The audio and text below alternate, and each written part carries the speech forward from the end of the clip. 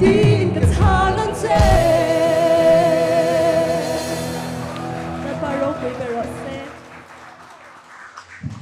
rem rem bele lo dal sun lo se lo kina dai lo na be pa karon pele ha chara nia phen ro khan mo yen pui loks in bo se ni zai the kan buat sai anyang ani le in bo se chung re